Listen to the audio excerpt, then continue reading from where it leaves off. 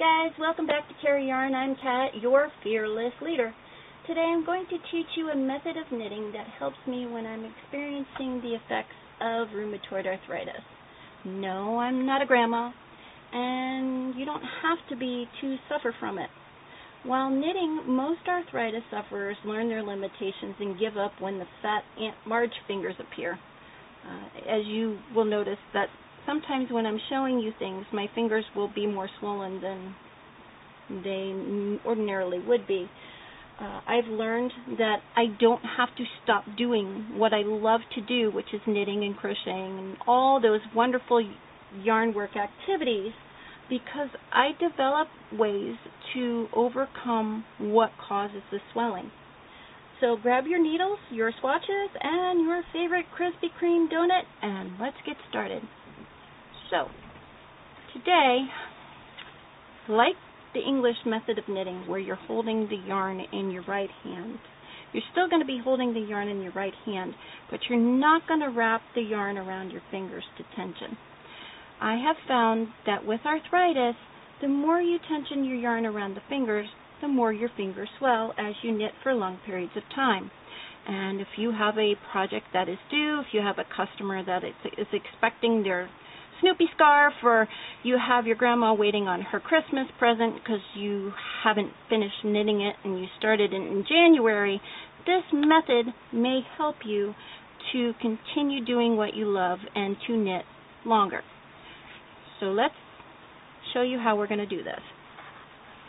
As with knitting the knit stitch, you're still going to hold the yarn in the back, and you're still going to go in from bottom to top like this. But instead of tensioning the yarn in your right hand over your fingers, you're actually going to hold it between your thumb and your forefinger, just like this. And you're going to wrap it around the back to the front, and you're going to pull it through.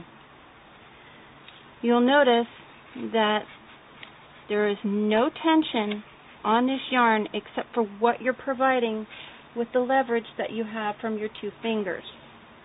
So you're not going to have it wrapped for long periods of time. You're not going to have to slide the yarn through your fingers and cause more friction where you're already swollen.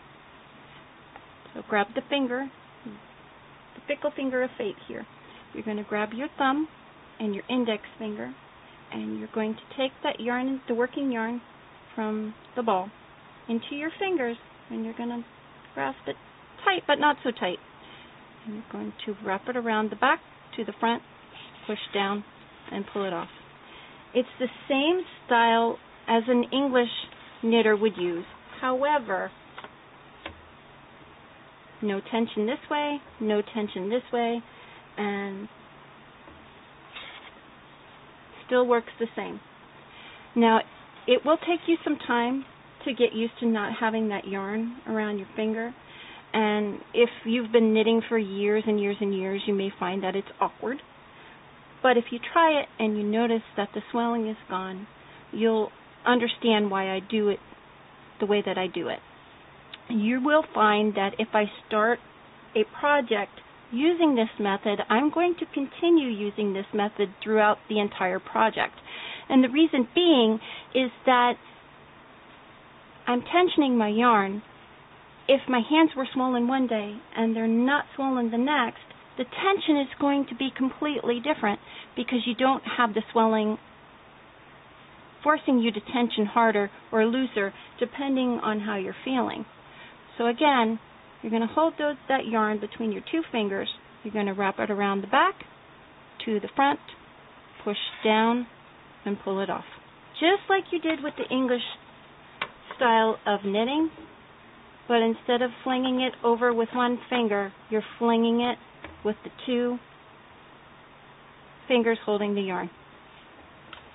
And it does get faster over time. This is how I knit for lengthy periods of time.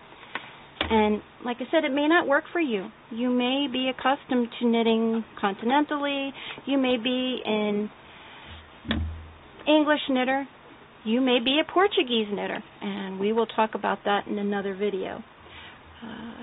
So go ahead and try it. Put the yarn in your two fingers. Wrap it around from front to back. If you decide that you like it, great. Practice. Practice makes perfect. What works for me may not work for you, but I have found that it does work in keeping that swelling down. If you like this video, subscribe down below. Give me a thumbs up. You could follow me on Facebook, Twitter, Instagram, and through Hobby Lobby, touching all the yarn and singing "The Hills Are Alive" with the sound of yarn. This is Kat with Carry Yarn. Have a great day.